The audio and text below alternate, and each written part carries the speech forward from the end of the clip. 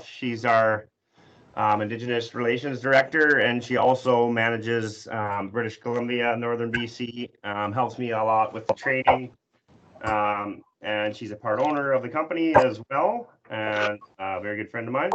Go ahead, Monica. Hi, everyone. Thanks, James. So I'd just like to recognize that we're on the traditional territory of Coast-Shamsham. And I'd really like to thank the Nest team, Carmen and Kalani, for putting this together, and the rest of the Nest team who I haven't met yet, but eventually will. And if you guys need anything from me, feel free to reach out, phone or email. And that's it. I'll let James take it away. Okay, guys, so we've got a little slideshow presentation here for you, and then we'll finish her off with some question and answers. So it's going to start off and play a video to start with. It's one of the ones you haven't seen there yet, and then I'll take it from there.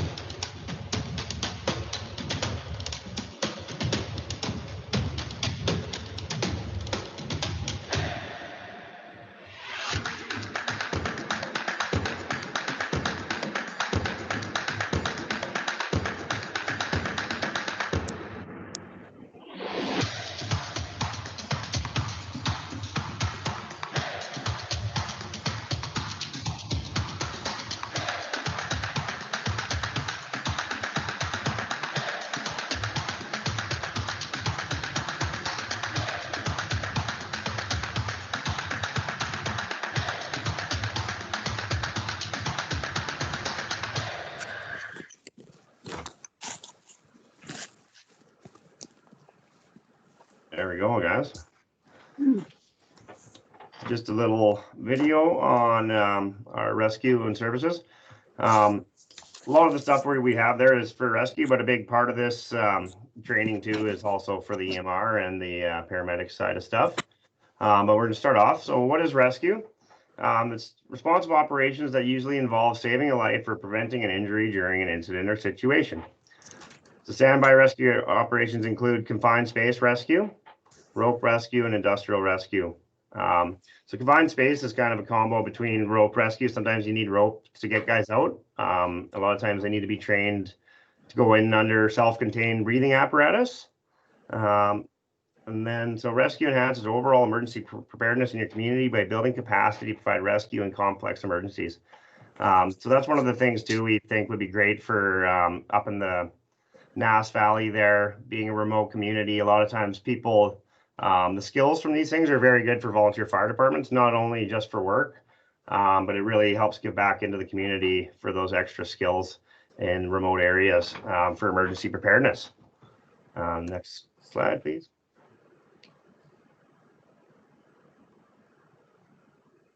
So why standby rescue operations and emergency work responders? It's a high demand job.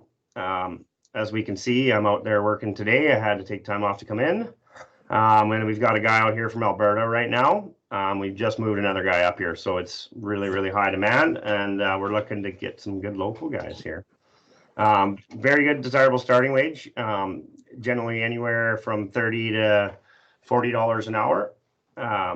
Some various avenues, first aid, medical, rescue, and then standby. And then there's a lot of cross-discipline roles with that sort of stuff. So having training in multiple disciplines always definitely helps you get a job as compared to just having, say, first aid training alone.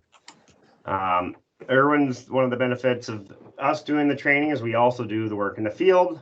So we take the guys out, we mentor them, we give them that little bit of extra help getting started. And then also with some experience on their resume and a good reference usually goes a long way to get the people out there into the work field.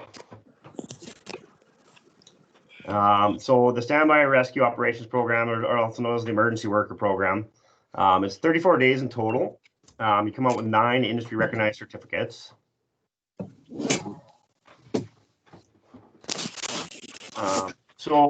And basically, so who we're looking for this, you should be able to pass a drug and alcohol test. It's not required for all sites, but generally it does come up quite a bit. And then definitely want to be physically, mentally fit.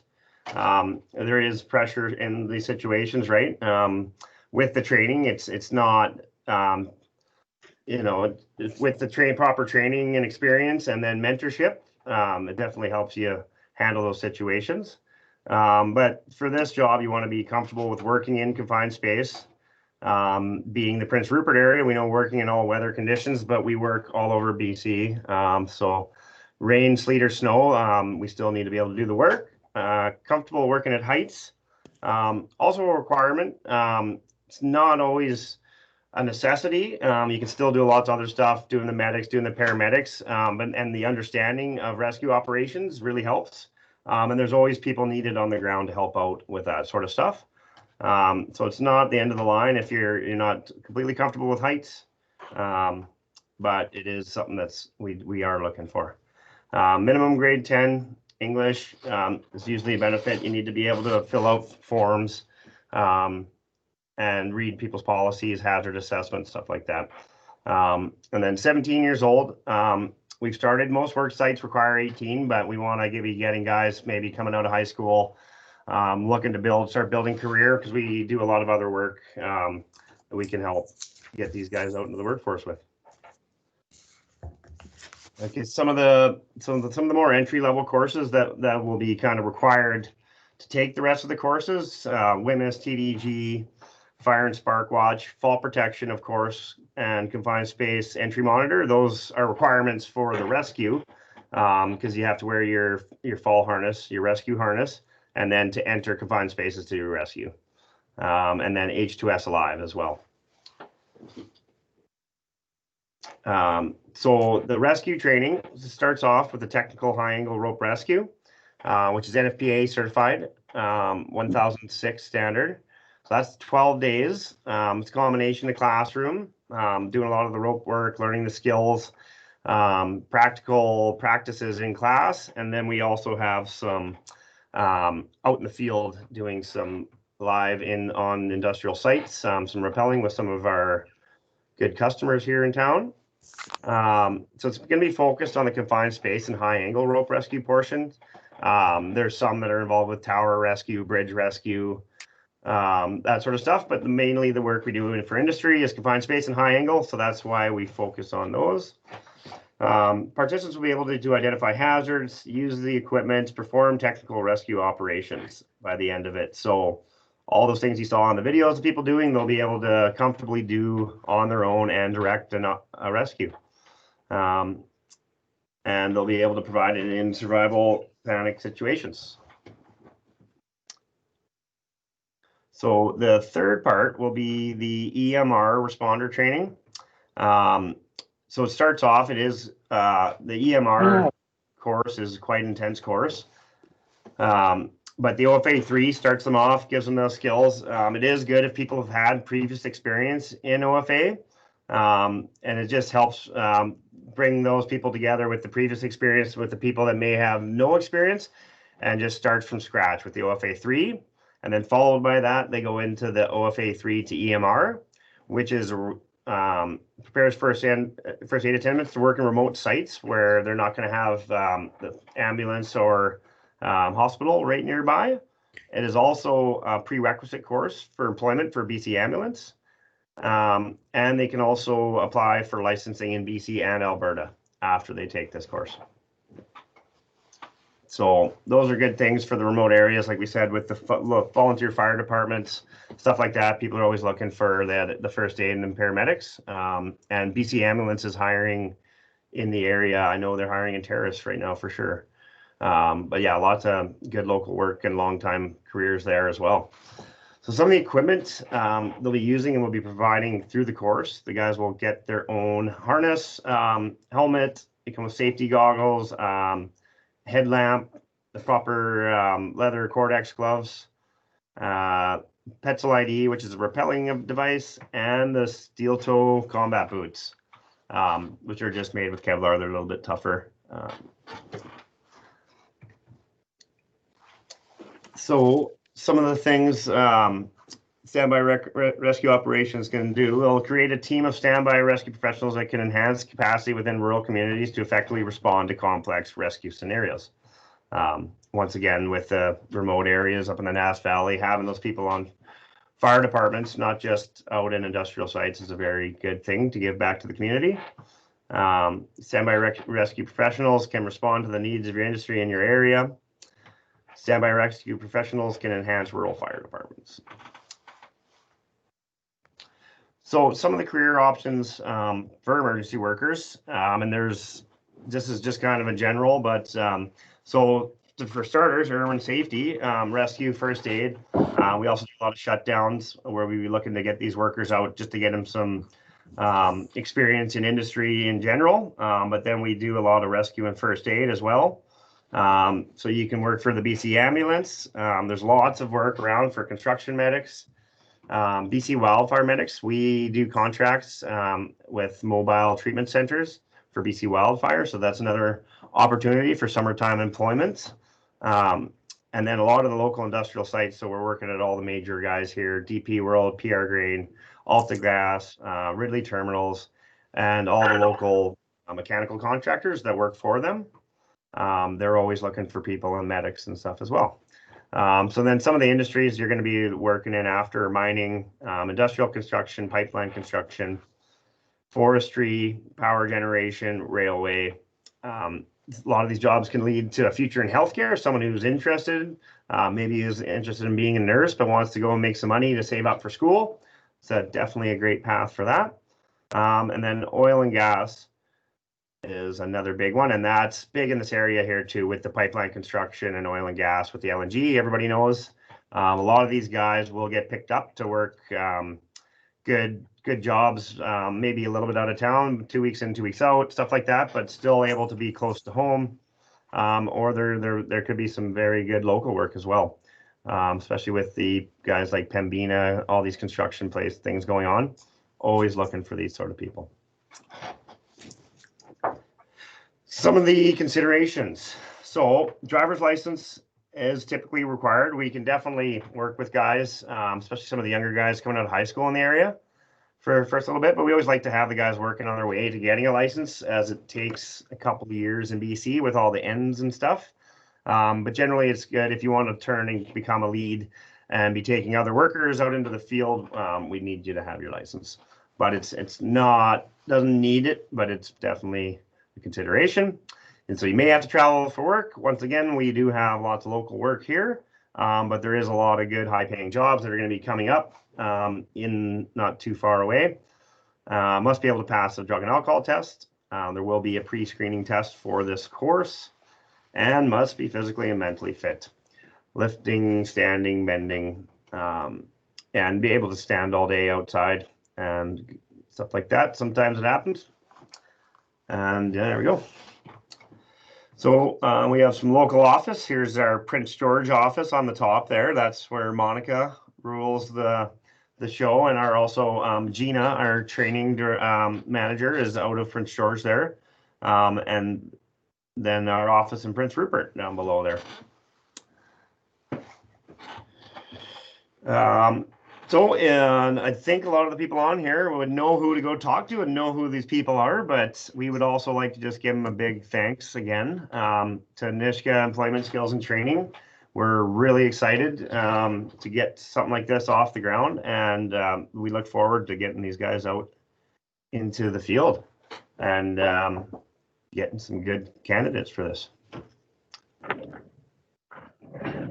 So then now's the time if you guys have any questions you would like to ask. So maybe I'll go down the list here, guys, so there's a lot of people here. So Carmen's at the top. Carmen, do you have any questions? No, I'm good right now. Okay. I've got my son Ethan behind me, though. I don't know if he has a question. Okay, yeah. No, he doesn't have any questions. Right on. Okay, well, you going to be signing up there? Just hang on, my mom's in here too. She has a question. Okay, yeah. Expected date of the course to start, in case someone wanted to get physically fit by them. It's, like the physically fit. I've seen some guys. We had a guy do the course. He was a bit really big gentleman. He had some trouble up on the ropes, but he was a great medic. He's been working in industry for years.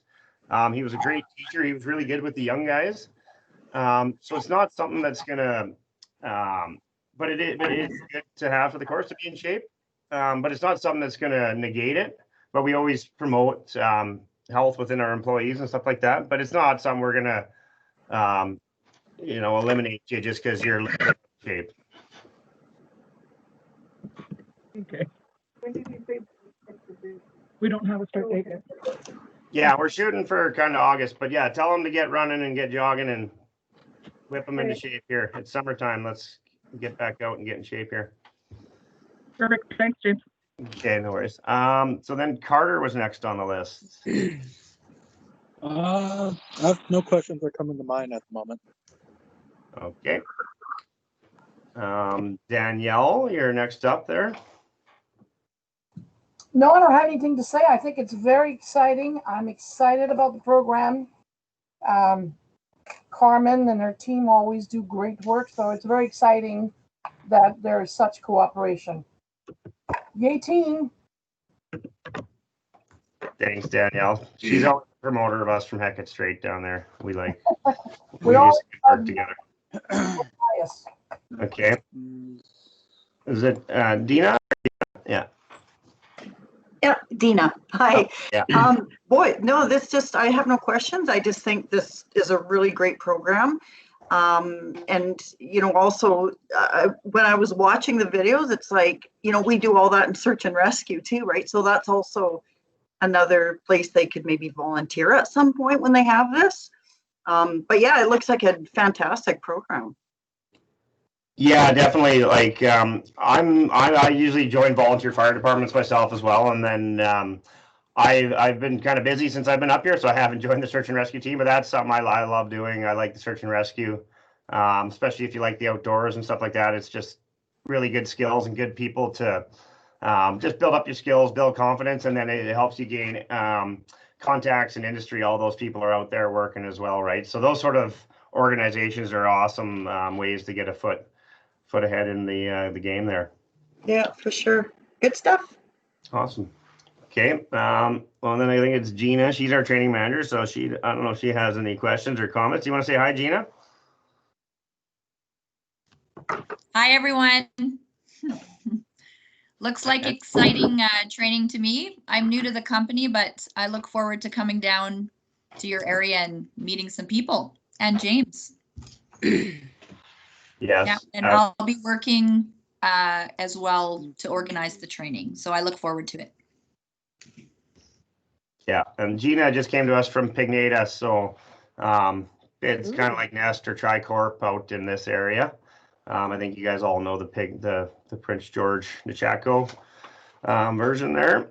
And then, so Jackson Ben, do you have any questions? Hi, sorry. It's actually Bryn Murphy here. My son has an account for school for Microsoft Teams, so that's what it comes up as. My apologies. No worries. No, I don't have any questions that I can think of right now.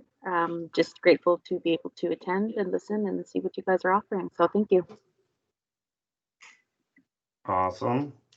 Yeah, and like definitely if you guys have any more questions after this, Carmen and has our numbers, but I'm available 24/7. If you want any people that have any questions, I'm more than willing to answer some questions so that you can send them down to the office when I'm not working in the field here. But yeah, I'm really excited too. Thank you. And we got Kalani is up next. Hi everyone. No questions right now. Excited to get the program started, so thanks for the presentations.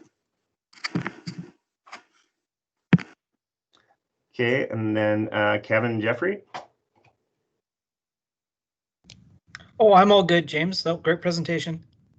Thank you. Okay, well, we got Monica, but we'll save her for a comment for last. Randall Peters. Hi, I'm good. I'm good. It's no questions. Thanks. Okay. And then Sebastian Paquette. No questions. Thank you. Nice. Stephanie. Hello, I'm a Hayes. Look, everybody. And wow, this is a highly advanced program. Do you get your OFA 3 and your EMR? Is that what you said? Yeah. Yeah. So they start off, they do the OFA 3 first. So like we said, if people have previous experience, like say an OFA 1, stuff like that, it's really good. But even if they've taken their OFA 3 before, it's good to kind of retake it.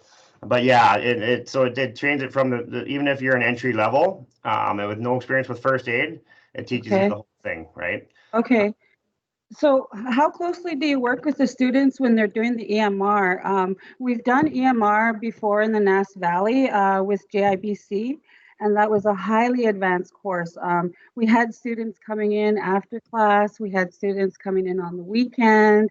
They were catching up. There were some kind of didn't get it, so they needed a little extra work. So is there a little bit extra time put in for EMR? Because I know that's a really highly advanced course.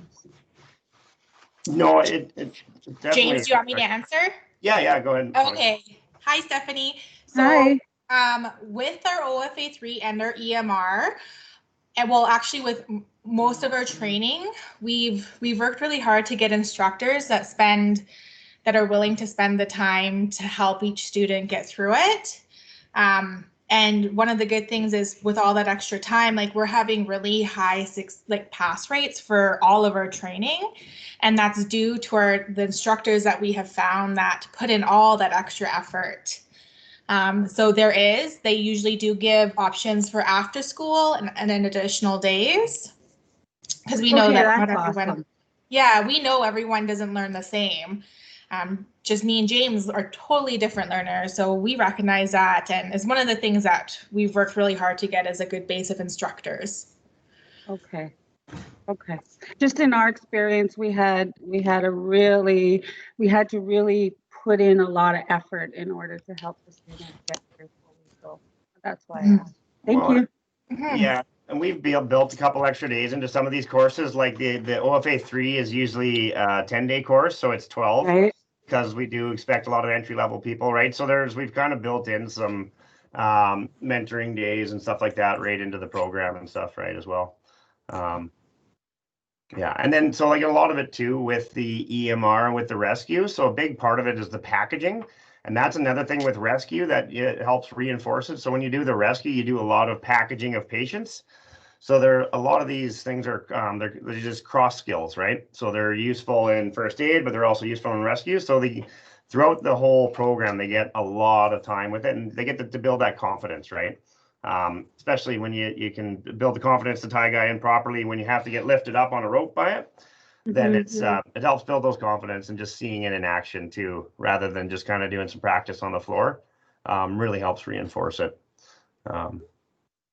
Okay. And then one of the things too is we've looked at it I've seen before, if after there's the licensing part. So there's stuff we can look at doing for help and practice sessions and help with studying for the licensing exams. That's another stepping stone we kind of see sometimes. People get the course complete and pass the court, but so we're always willing to help with that stuff, filling out forms, whatever it takes to help get the guys. Yeah. I think that was what the problem was. So they managed to get through the EMR course, and then you have a little bit of a break to practice, and then you actually get the licensing part.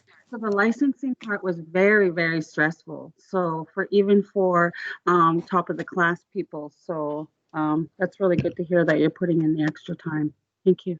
Yeah, no, and we find we have to push people to get filled out. We fill it out as part of like the course. We'll get them to start filling the paperwork out just while they're there doing it. And we try and push them to do it as soon as they can after, because it's one of those things. If you don't use it, you kind of lose it, or it's it's just so much stuff to get all at once, right? So it's a lot. It's a lot. I've seen it. Yes. Okay. Thank you. Okay. Sounds like a really great program. Thank you for your presentation. Thank you for attending. I think we got Veronica, and then we can, if anyone else has more questions, but Veronica's the last on the list here. Hi, can you hear me? Yeah, I don't have any questions. Just want to thank you for the invite, and this was a great presentation. I'm glad I joined. Thank you. Put some time into it. So does anybody else have a question that came up during that?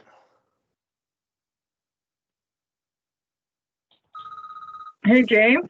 Yeah. I just want to let everybody that's on here is going to be applying that it is going to be a longer application process just because of the content of the course.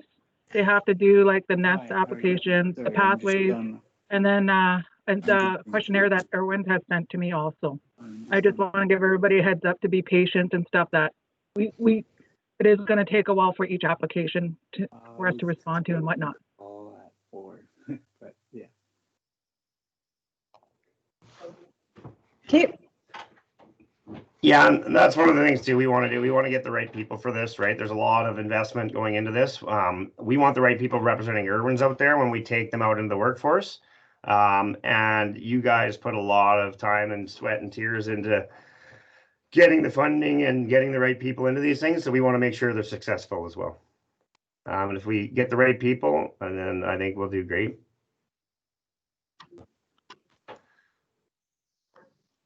Alrighty. Well, yeah, if nobody has any other questions, I'd like to thank everybody for coming. I'd like to let Monica say goodbye and thank you too, because she's a big part of this. And I'd like to also thank Jackson, our marketing director.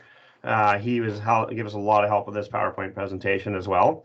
But I am going to say thank you and goodbye, and then I'd let the ladies finish it off there. Gina, if you want to go first, and then Monica can say goodbye. Oh, yeah, I'm just here to see what you had to say, and I'm good with Monica closing up. It's fine. I guess I'm not too sure what to say, but thank you everyone, Carmen, everyone for putting this together and getting everyone here. I'm really, really excited to do this.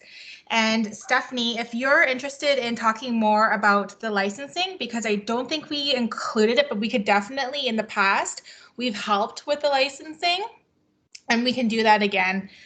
We just need a little bit of time to get it all in order. But thank you, everyone. Thanks. Pardon? Sorry, I didn't know it wasn't included. Thank you. Okay. Thank you. Bye. Bye. Bye. Thanks for coming, everybody. Bye. Bye, everyone. Thank you. Thank you so much. Bye-bye. Take care, everyone. Take care.